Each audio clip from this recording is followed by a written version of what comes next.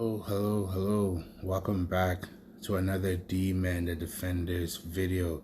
Today we're going to be awakening my second Eris here. And I just got done shooting the day 5, 6 of the Temple War. Just the first part anyways. That one's going to be like a 3-parter video. And I'm going to shoot the second part right after this. But yeah, I've been thinking about it for a while now, and I was hoping you guys could actually help me make the decision. So right now, this is my, how do I show my current lineup? Oh yeah, I still have to make the video where I actually do the Hellas Abyss for you guys, huh? I think it's this one here. This is my current lineup right now, right? Let's just go to here. This is my current lineup right now. I called this, like at the very end here, where it's Eris, Harmonia, Eris. I called them the gatekeepers. Like the siren gatekeepers. I don't know. But I just do that because I like the way it looks. But this is basically my lineup here, right?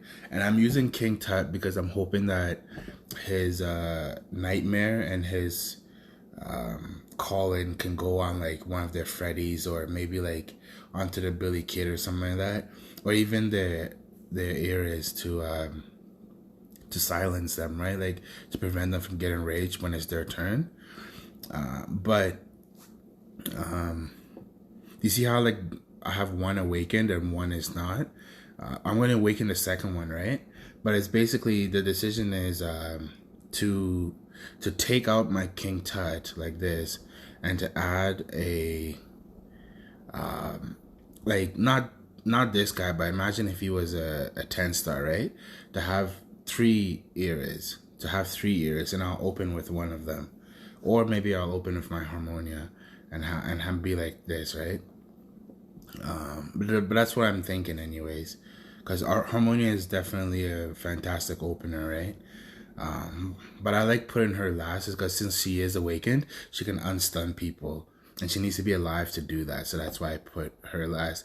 And the reason why I would open with the Eris, the one that wouldn't be awakened. So the one that wouldn't be awakened is because because no awaken ability, right? So she can go first, and then but the reason why I'm considering that, yeah, let me awaken her here. The reason why I'm considering that is because of my King Tut isn't geared, like isn't as geared as I would like.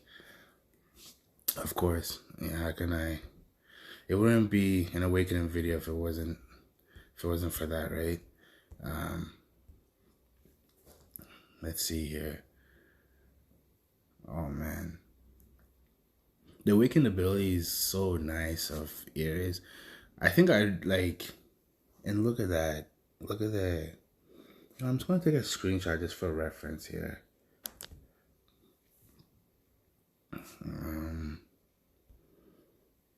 Just for reference here, but the awakened ability, like look at that, 71k health just added just like that, as if it was nothing. And look at that power. Or not even care about the power, but look at the attack. Like 5k attack added on. Like that's huge. That's huge. But basically, I think it's the weaker one here, right? The one I just awakened. But basically, I really hope that like I see both of them go up and do their awakened ability attack, right? And in case if you're wondering what their awakened ability was, let's probably show that one. Whoops. Oh, it's over. I didn't even need a shockwave. It triggers when your heroes hit with a critical strike. Like, and then basically she comes out, she does this damage here. I think it's like a triple hit. It all crits, which also procs her storm as well. So it basically does a massive amount of damage. Like, and usually, for the most part, can kill whoever she attacks. But she comes out. So basically, if anybody on your team gets critted, which is going to happen no matter what, like she comes out and she'll basically kill them. But not all the awaken ability procs, right? So that's why you might want to awaken with, because this one only procs whenever you I don't know why I'm searching here. The Light's Blessing, right? She comes out and she'll unstun the opponent, make them immune to stun for 3 turns, and she heals them too based on her maximum life. So this can only proc when she faces like Thor, because Thor can stun, or someone using the Gravity Stone set, or even like the new champion, because he's going to be using the Gravity Stone set, or people that run Joan of Arc, or of course Ramesses 2. That's the main one. That's why I put her last in case. But if people aren't running like either Thor or Ramesses 2, or the Guardian guy, Guardian 6, then it doesn't really proc. But anyways, so now if you take a look at my King Tut, right? You see like my King Tut here, this is the gear he's running, right? So this would be the same gear that I would have, and his weapon is maximum, right? So, right, like, so his weapon is max, and so this is and don't mind I didn't do any of the refine or whatever it's called, right? The refining. So I don't actually believe in block. Hit, you need hit on this guy. Whoops. But anyway, so this would be the same gear and the same level of weapon that I would put onto the third Eris, right? So if I would have a third Eris, she wouldn't be awakened, and she would be my new opener, and this would be the same gear, and the gemstone, I don't know, I'll figure that one out too. But this is not the best gemstone for King Tut either, by the way. But right now, if I do commit to King Tut, I can awaken him. So that's why I do have this one here. But I can't use as a awaken ability, right? When Moon Faction successfully evades, right? Yeah, so I can't use... So his awaken ability will never proc, but it doesn't matter because he's the opener, right? But this will I would only be awakening him just for extra life, so he would be able to survive longer, which will give him a chance to get the Hades Calling and the Nightmare on people, right?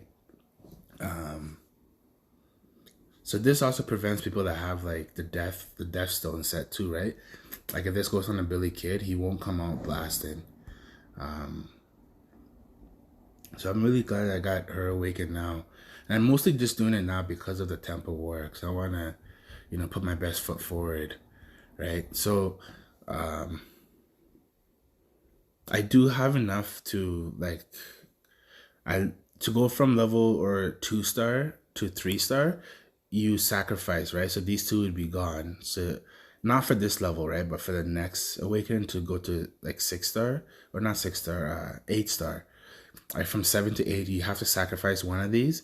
So I can either take these 3 and make a new 10-star, which I do have the weapon to support. I do have this weapon here that's not being used right now. So this would be the 3rd weapon. And that I would, so if I decommission the King Tut's weapon, right? I'll put the resources into leveling my 3rd rune staff. So I can basically make a 3rd one here, right? I can basically make a 3rd 10-star Eris and taking away my King Tut. Or I would put these 6 or 4 of them into, and by 6 I mean, never mind. By putting these 3 or 2 of them into this guy here and making him into a 12-star finally by sacrificing what's his name, my Freddy, by sacrificing Freddy here, and then I would make this guy into a 12-star, giving him more stats. So while still having the other one at So yeah, so yeah, basically like let me know what you guys think. You know, keep the king tut as my opener, and or go for the third 10-star Eris there, or even if you guys think maybe I should swap out the king tut for a Ramesses 2. And if I do decide to keep one of these, either king tut or Ramesses 2, I can awaken them, right? I can awaken them at least once. I can awaken at least once there, or keep the two eras with the king tut, but awaken max awaken the last, or the better of the two eras. But that's essentially it. Probably repeated myself like 10 times, and my hot water is heated for my tea, so I will go and have my tea, then come back and then make the part 2 of the Temple of War, day 5-6. Thank you so much for watching, guys. I'll see you guys in the next.